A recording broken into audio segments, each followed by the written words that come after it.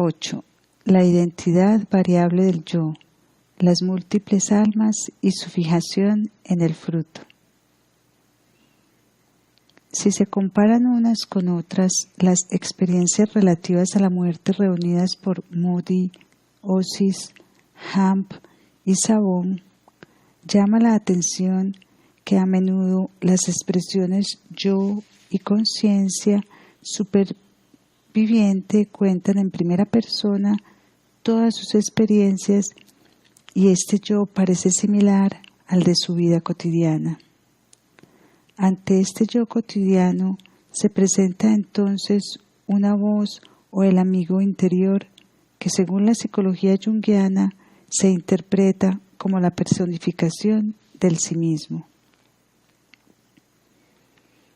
Sin embargo, en algunos informes parece fundirse en parte este sí mismo con el yo cotidiano. Moody cita el caso de un hombre en estado de coma profundo como consecuencia de una asma bronquial con efisema pulmonar, quien también encuentra primero la esencia luminosa. Era algo así como una bola de luz, algo así como un globo luminoso, no muy grande, yo diría con diámetro de 30 a 40 centímetros. Le alargo la mano y le invito a acompañarle de tal manera que él mismo ascendió y rondó por la habitación con la esencia luminosa. En el momento en que yo me uní a él y adopté la forma de espíritu, nos habíamos fundido el uno con el otro. Al mismo tiempo, éramos seres diferenciados, pero él tenía poder sobre todo lo que a mí me ocurría. Aquí hay una unión íntima del yo y el sí mismo, pero no está descrita con fusión completa de ambos. En otro informe, el yo cotidiano está tan transformado que se parece mucho más al sí mismo. Mi nuevo yo no era ya el yo familiar, sino uno sublimado. En cierto modo me resulta conocido como si yo siempre hubiera sabido de su existencia, a pesar de que estaba profundamente enterrado bajo una superestructura de miedo, esperanzas, deseos, apetitos. Este yo ya no tenía nada que ver con nuestro ego, era un espíritu definitivo, indivisible, indestructible. A pesar de ser absolutamente único, impregnado de individualidad como las huellas digitales, era al mismo tiempo un todo infinito y bien ordenado. En este caso, los dos aspectos yo y sí mismo están casi fundidos, pero el sentimiento del yo permanece como una parte de un todo mayor, no es el todo mismo. En las visiones cercanas a la muerte descritas por Jung aparecen modificaciones similares de su yo cotidiano. Tuve la sensación de que todo aquello desaparecería borrado por mí, todo cuanto pensaba, deseaba o creía. Toda la fantasmagoría de la existencia terrena me abandonó o me fue arrebatada. Un proceso extraordinariamente doloroso, pero algo quedó, pues era como si todo lo que había vivido o realizado, todo cuanto había sucedido a mi alrededor,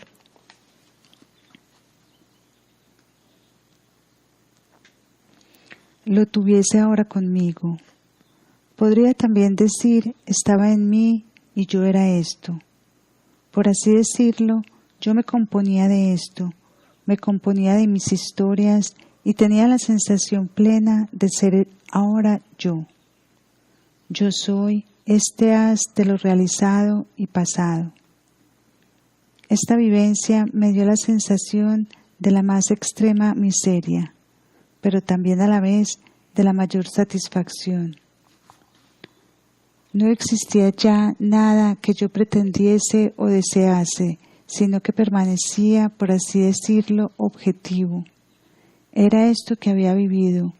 Es verdad que primero predominó la sensación de la aniquilación, de ser arrebatado o de ser despojado, pero repentinamente también esto pasó. Todo parecía expirado, quedaba un fait accompli, sin relación alguna con lo antiguo. Ya no había que lamentar que algo hubiera desaparecido o caducado. Por lo contrario, tenía todo lo que yo era y no tenía más que esto.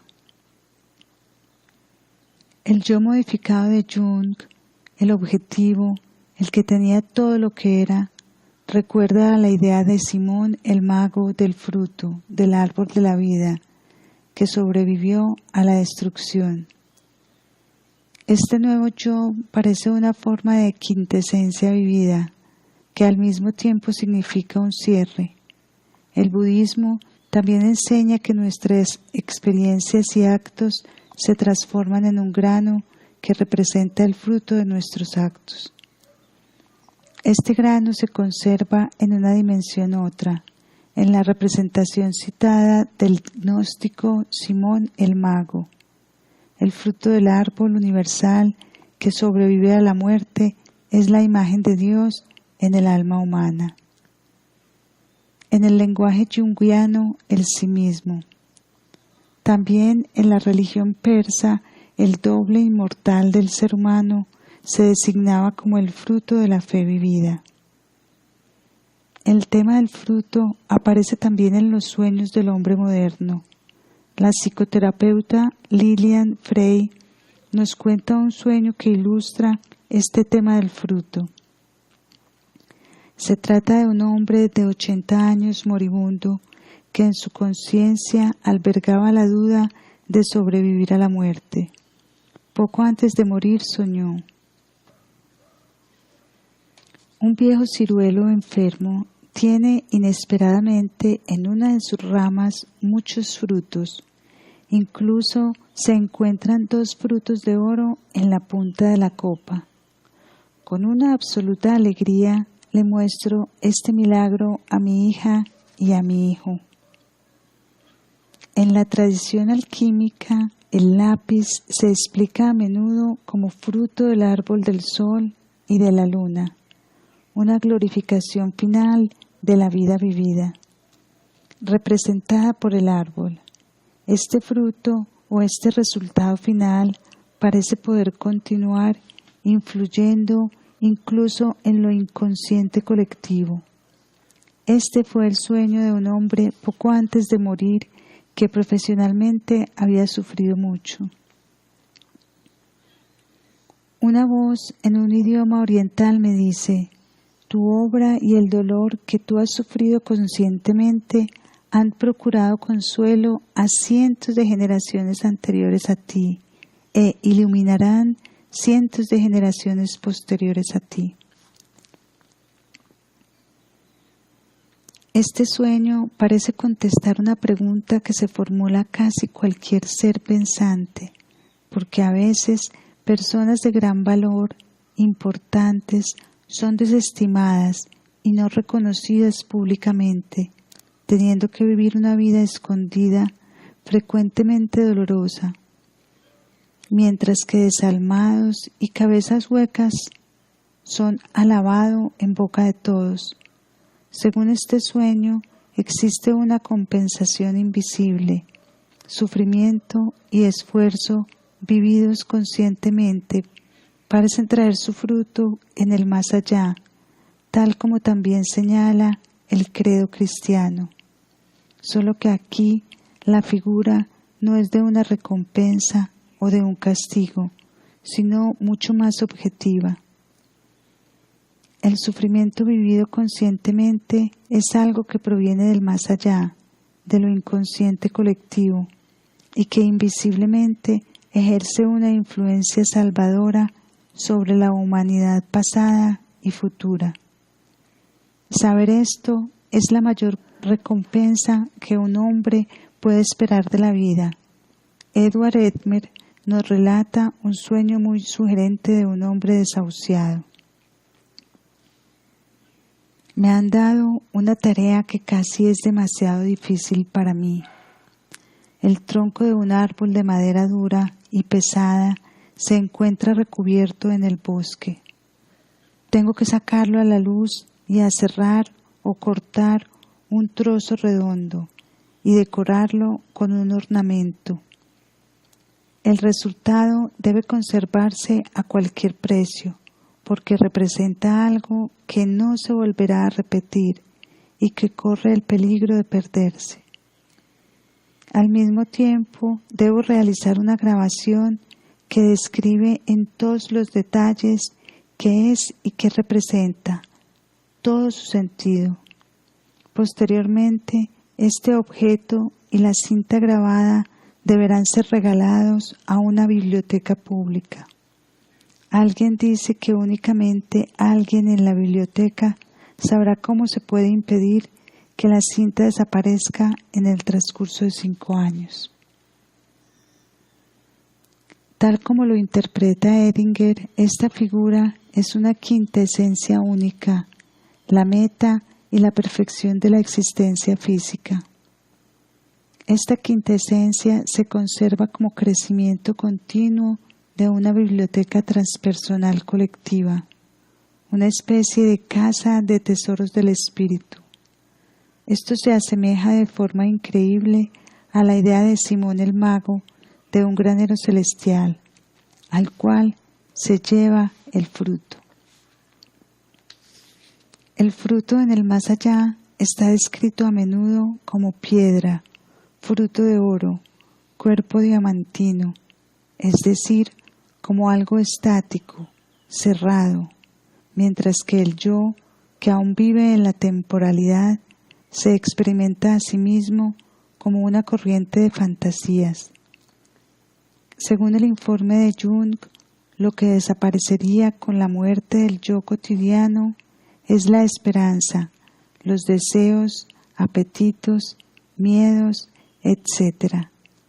Es decir, la relación afectiva y emocional con el futuro. Solo se conservaría lo que era y es. Este desear, temer, apetecer, corresponde más a la conciencia B de Goethe, que parece estar estrechamente ligada al campo somático. Otro caso de Modi describe la relación del yo purificado con el sí mismo, la esencia luminosa, de la siguiente manera. Cuando los latidos de mi corazón se interrumpieron, me pareció que yo era como una pelota redonda, o quizá también una bolita, como un perdigón, en la parte interior de esta pelota, pero no lo puedo escribir exactamente. Esta imagen es de destacar porque parece describir la correcta relación entre el yo y el sí mismo, como una parte que es una con el todo. La relación del yo y el sí mismo es la que la psicología profunda junguiana intenta elaborar en todo análisis a lo largo de la vida. Pues si el yo se identifica con el sí mismo, sufre un crecimiento y si se aleja demasiado del sí mismo, cae en deseos, esperanzas, miedos y apetitos y se pierde en el mundo. Los ejemplos citados anteriormente ilustran la enseñanza y paradójica relación del yo purificado con el sí mismo. A veces se describe como idéntica, después nuevamente separada o como unidad en una pequeña bola o una más grande. En tanto que el yo cotidiano no esté purificado, se experimenta como separado del sí mismo, pero en su perfección se hace idéntico con el sí mismo, sin que la sensación del yo, necesaria para percibir el sí mismo, desaparezca. El yo, dice Jung, es una parte esencial del sí mismo, la cual puede presentarse como pars pro toto, de aquel, si se tiene en mente el significado de la conciencia. Si por el contrario se desea resaltar la integridad psíquica, entonces usaríamos la expresión sí mismo. En la visión de la muerte expresada anteriormente, está muy bien representada la relación entre el yo y el sí mismo, como una bola pequeña en una mayor. Pero algo parece que se pierde en la muerte con el abandono de los efectos, deseos y emociones. Desaparece mucho de lo que denominamos calor humano. Esto se puede observar muy a menudo en personas a punto de morir, las cuales reaccionan distantes y desprendidas como si la relación humana ya no tuviese valor. Entonces lo que parece desaparecer en la purificación son los deseos, miedos y apetitos del yo. Esto lo he visto claro a través de una experiencia propia, un sueño que tuve unas 3 semanas después de la muerte de mi padre. Había muerto de repente mientras yo no estaba en casa y por supuesto me preocupaba el problema de la despedida. Soñé lo siguiente. Eran las 10 de la noche. Afuera estaba totalmente oscuro. Sonó el timbre y yo lo supe inmediatamente. Era mi padre. Fui a abrir y él estaba en la puerta con una maletita. Me acordaba en el sueño de que supuestamente los muertos a veces repentinamente no saben que están muertos y que se les debe avisar. Pero antes de que yo pudiera hacerlo, mi padre me dijo: naturalmente sé que estoy muerto, pero es que no puedo visitaros. Yo: sí, naturalmente, pasa. Después le pregunté si era feliz. Él me contestó: primero tengo que intentar acordarme lo que vosotros, los vivos, llamáis felicidad. Sí, pues en vuestro idioma soy feliz. Yo, ¿dónde estás ahora? Él: en Viena, estudio en la Academia de Música. Entonces pasó por mi lado y subió las escaleras. Quería acompañarle a su antiguo dormitorio, pero sacudió la cabeza y subió un piso más, a la habitación de huésped, diciendo: ahora estoy solo de visita. Al llegar, dejó la maleta y dijo: no es bueno cuando los vivos están demasiado tiempo con los muertos. Ahora debes marcharte. Quería abrazarle, pero él lo rechazó, apartándome con la mano. Fue hacia mi propia habitación y de pronto me asusté por haber dejado encendido la estufa eléctrica durante demasiado tiempo. En aquel momento me desperté con mucho calor, fiebre y bañada en sudor. Jung me interpretó este sueño en el plano objetivo, es decir, como si fuese mi verdadero padre. Él dice estar en Viena, su querida ciudad natal, tal como muchas veces hablamos simbólicamente de los muertos como retornados a casa. Mi padre había tenido sentido musical, pero no había desarrollado ese talento. Obviamente está recuperando algo perdido. Es importante aquel extraño comentario sobre su felicidad. Sus valores actuales al respecto son infinitamente diferentes a los de los vivos.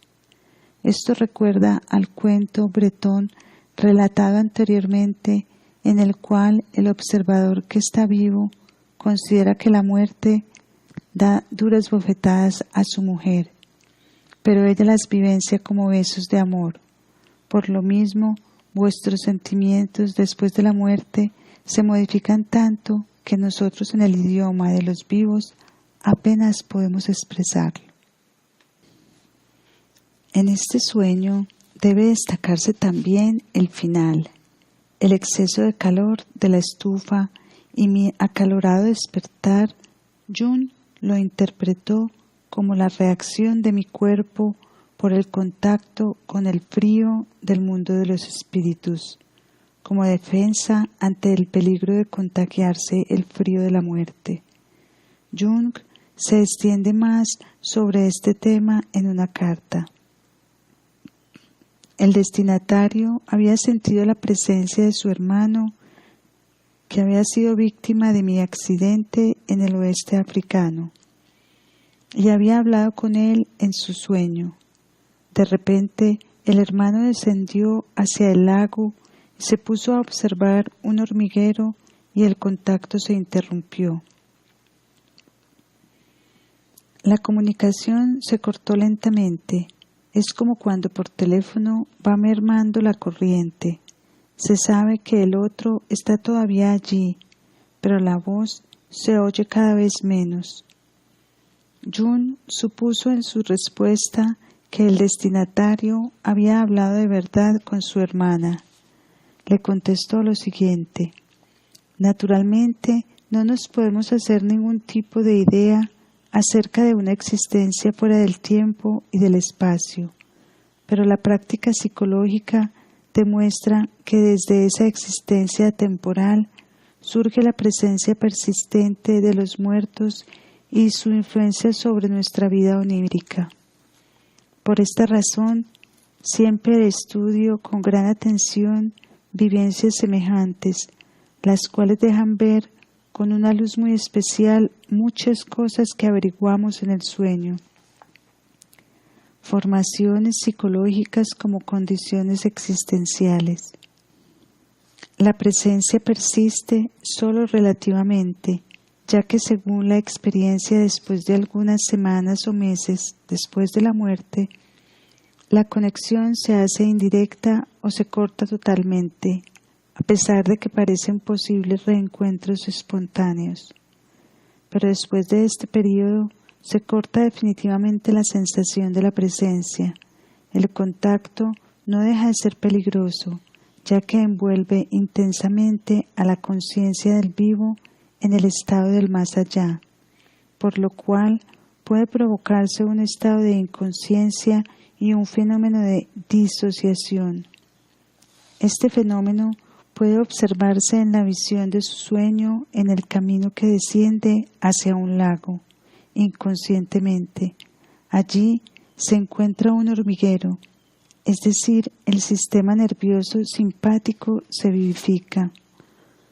Inconsciente más profundo y peligro de la disolución de los elementos psíquicos en forma de hormigas que se entrecruzan. Con respecto al contacto, quisiera agregar que este solo es posible con cierta probabilidad en la medida que perciba la sensación de presencia.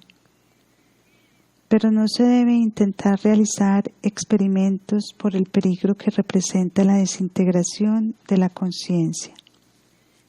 Si se desea estar seguro, entonces hay que darse por satisfecho con la experiencia espontánea.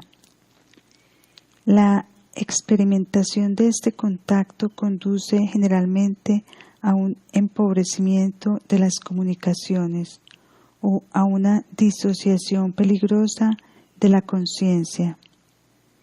Todos los datos hablan en favor de que la conversación con su hermano ha sido una vivencia genuina que no puede psicologizarse. La única perturbación psicológica en ella es el lago y el hormiguero. Ese fue el momento en el que por ambas partes el difícil contacto entre las dos formas de existencia no pudo continuarse. Hay experiencias que aluden a que el muerto se envuelve en cierta medida en la fisiología del vivo. Ello puede generar ciertos estados de locura. Por lo contrario, la reacción del recalentamiento de la estufa en mi sueño sería más una reacción psicológica de defensa contra la posibilidad de una implicación semejante. En todo caso, se subraya que el mundo de los vivos y el de los muertos no deben acercarse demasiado, que son peligrosos uno con respecto al otro, especialmente la esfera de los deseos, sentimientos y afectos parecen modificarse por completo en el más allá. El yo de una persona en estado de coma pierde aparentemente la relación no solo con el cuerpo y puramente material, sino también con la esfera de los afectos y emociones, miedo, deseos, apetitos. Jung lo consideró, a diferencia de otros casos mencionados, como un despojo. También existen otros que destacan la soledad de este estado. Uno dijo: esta sensación de encontrarme enteramente en mi mundo me deprimió profundamente en aquel instante. Otro decía: era una sensación de soledad inquietante, de aislamiento completo. Pero durante todo el tiempo tuve claro que estaba solo, incluso insoportablemente solo, casi como si fuese un visitante de otro mundo. Todas las relaciones parecían estar cortadas, en realidad como si no existiese nada, ni el amor. Todo era tan frío, de verdad es que no lo entiendo. También Jung habla de un extraño cese del calor humano en el más allá. En su lugar aparece algo así como una relación objetiva. Para el hombre son muy importantes las relaciones afectivas en general, pero ello implica siempre proyecciones de las que hay que prescindir para llegar a ser uno mismo y conseguir la objetividad. Las relaciones afectivas son relaciones volitivas, lastradas por la pasión y la ausencia de libertad. Se espera algo del otro, por lo cual éste y uno mismo dejan de ser libres. El conocimiento objetivo se encuentra detrás de la dependencia afectiva. Parece ser el misterio fundamental. Solo a través de él resulta posible la verdadera comunión. La incertidumbre que se manifiesta en estos testimonios sobre qué es en realidad el yo o la conciencia y su capacidad de transformación tiene amplios fundamentos históricos. La mayoría de los pueblos primitivos creían que el hombre posee diferentes almas, no solo una, que se dividen completamente después de la muerte. Los etnólogos califican un alma como alma ego o alma libre. Es el punto fundamental del pensamiento. Vive en la cabeza o en el corazón y continúa existiendo después de la muerte en algún lugar del más allá. Este alma correspondería en nuestro material a la unión del yo con la esencia luminosa o al yo purificado. Otro alma, la denominada alma imago, es una especie de imagen especular. Aparece también en la sombra del ser humano. Es aquella que se activa en los sueños, las visiones y la pérdida de la conciencia. Según la creencia de determinados pueblos, durante la vida habita fuera del hombre como un alma selvática o alma exterior, o en el objeto o un recipiente. También este alma continúa viviendo después de la muerte como un principio del espíritu. En nuestro contexto, esta correspondería a Ba egipcio, que normalmente aparece después de la muerte. En varios pueblos primitivos se menciona otro tipo de alma, una especie de alma vital o soplo. Es la fuerza vital y origina la vida de los organismos. Es más corporal que el alma imago. Según la creencia de algunos pueblos, este alma sigue viviendo, pero en otro lugar, a menudo más subterráneo, o desaparece. Por supuesto que la palabra alma debe ser tratada aquí con mucho cuidado. De ninguna manera se trata de lo que popularmente se entiende por ella. También varían las imágenes o bien se confunden entre sí. Así, en Egipto, el alma libre se asignaría a Ba, aunque en ciertas ocasiones, como sombra o imagen especular, corresponde a Ka. El alma vital o soplo correspondería en nuestro contexto a la conciencia B de Gede, al hombrecillo, a pesar de que muchos pueblos creen que el hombre posee 4 o 5 o más, hasta 13 almas. Curiosamente, la existencia de 2 es la más extendida. Se trata entonces de una alma más espiritual, más libre, no totalmente encarnada, y un alma más adherida al cuerpo. Desde el punto de vista de la psicología profunda, ambas almas serían diferentes aspectos de una totalidad psíquica del sí mismo. Parece entonces como el sí mismo, lo divino en el ser humano, poseyera 2 aspectos, uno no encarnado, puro, espiritual, atemporal, eterno, y otro demiúrgico, activo en el cuerpo. Salvar a este último y reconducir nuevamente el aspecto eterno depende, según el punto de vista de los alquimistas, de los esfuerzos del ser humano, y sólo así parece lograrse la totalidad interior. La verdadera resurrección es, desde este punto de vista, en primer lugar, esa unión de los 2 aspectos del sí mismo. Una segunda boda fúnebre. El alquimista de la época medieval, Petrus Bonus, ha descrito esta unión de la siguiente manera.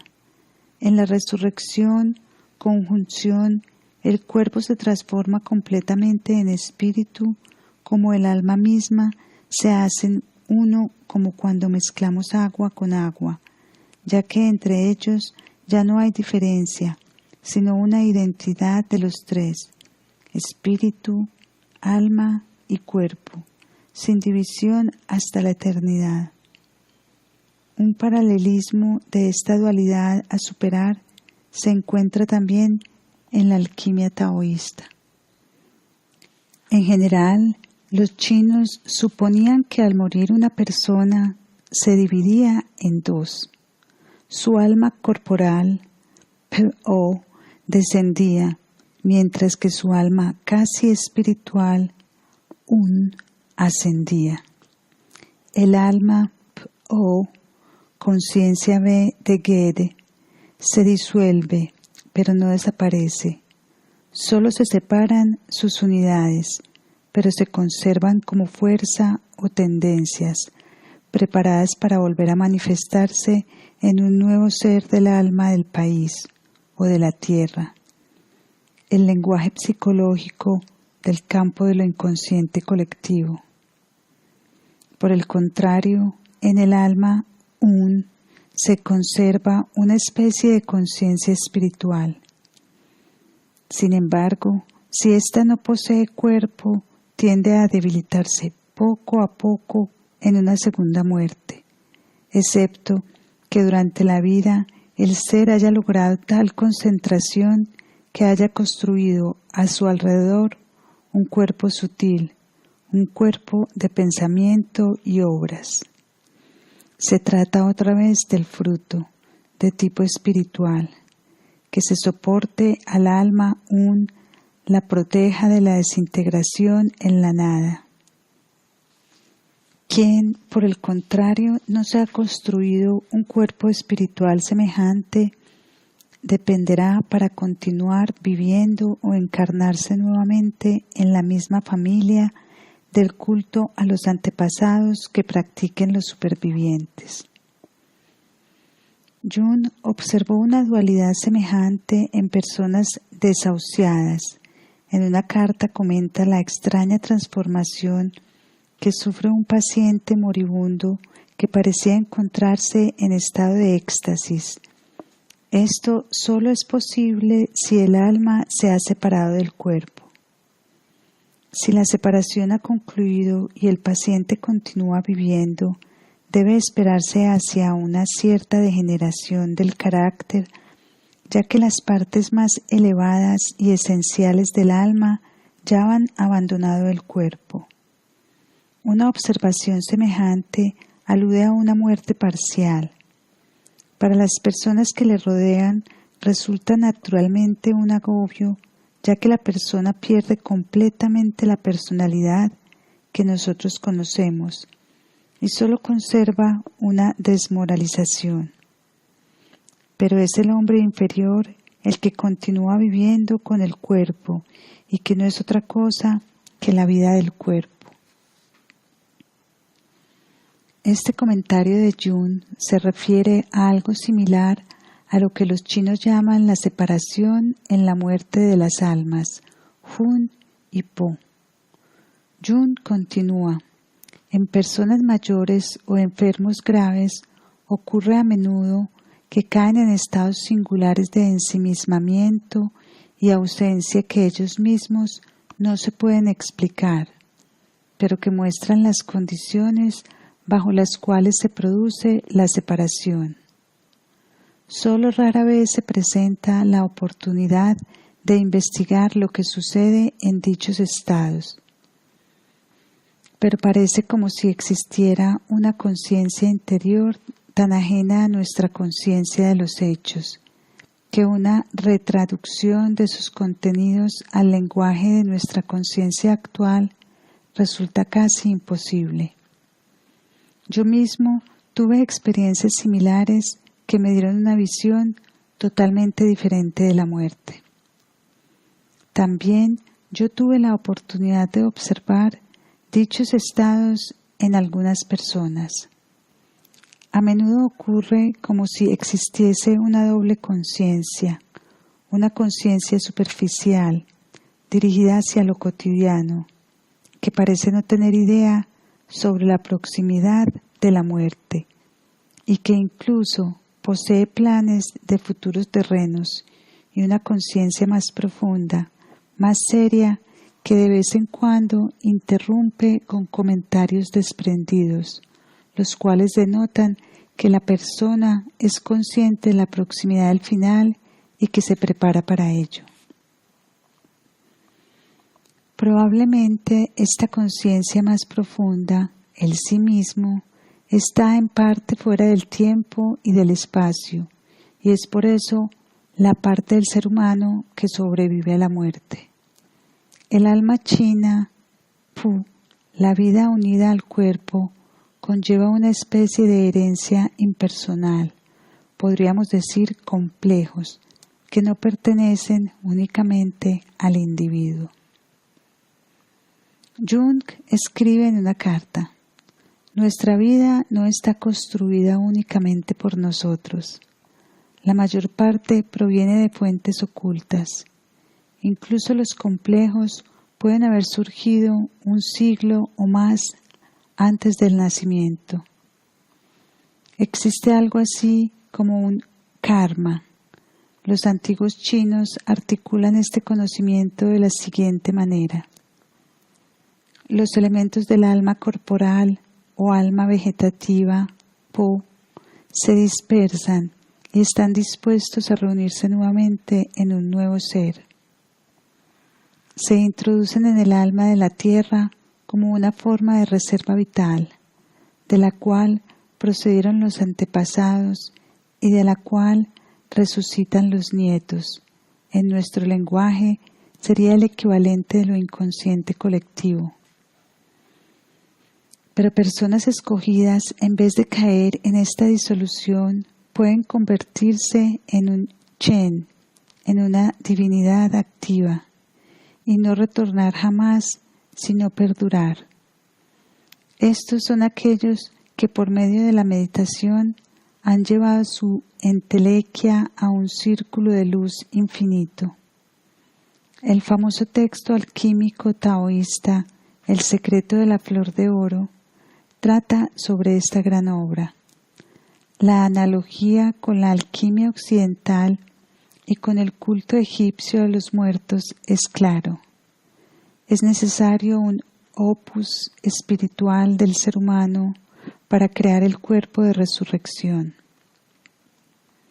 En Oriente, el cuerpo diamantino, pero volvamos a la dualidad del alma Hun y Po. La tarea del opus alquímico taoísta o bien este tipo de meditación consiste en no reprimir los pensamientos del alma. Po, que corresponde al principio femenino Yin, sino transformarlos en pensamientos del alma Un. Estos pensamientos del Yin son característicos, surgen de una conciencia dirigida hacia el mundo exterior y sólo después de su transformación se arraigan también en el principio creador armónico del cosmos, en el Tao. La conciencia transformada de esta manera es designada también como un embrión sagrado, es el cuerpo Dharma, una forma de conciencia más elevada. El alma, Yin, es el yo que todavía espera, desea, pretende y teme, y de esta manera deja fluir hacia afuera la energía vital. Equivalente a la conciencia B de Ged o a un yo cotidiano todavía no purificado, el opus consiste en transformarlo en una conciencia espiritual interiorizada, siendo ésta el fruto que se conserva después de la aniquilación del cuerpo en la muerte, una semilla. Según este enfoque y traduciéndolo al lenguaje psicológico, podríamos decir que el cuerpo que sobrevive a la muerte estaría formado por todo aquello que un hombre ha hecho conciencia de lo inconsciente colectivo. Lo que nuestro yo cotidiano piensa, hace, siente, etc., durante todo el día, se dispersa en el mundo exterior y finalmente se pierde, pero cuando irrumpe algo significativo en nuestra vida, reconocible por una fuerte emoción, existe la posibilidad de hacer conciencia el sentido arquetípico, es decir, espiritual, del fenómeno. Con ello se ha logrado entonces un trozo de eternidad o de infinito en nuestra existencia, de verdad en el sentido literal de la palabra. Por ello, no deben reprimirse y superarse afectos y emociones que pertenecen al alma corporal, tal como lo recomiendan determinadas enseñanzas cristianas. Uno debe afrontarlos y buscar su sentido más profundo, más allá de su apariencia exterior, de deseo o de voluntad de obrar. Esto no siempre sucede sin lucha, pues atañe en realidad a la esencia de los afectos, conducirnos a actuar de manera impulsiva o a sujetarnos pasionalmente a las condiciones del mundo exterior. En cambio, para concentrarse en su sentido profundo es necesario una decisión consciente, un alejamiento o una confrontación ante la propia emoción. Este es finalmente el sentido de la cruz o del crucifijo, experimentar totalmente el conflicto entre las pasiones y su sentido espiritual. Este sentido espiritual se manifiesta únicamente cuando uno encara sin reserva el conflicto. Entonces se produce una transformación. El hombre no puede hacerla, que conduce a la unificación de los contrarios, y de ella parece surgir el cuerpo glorificado que sobrevive a la muerte, el cual los alquimistas denominaban piedra.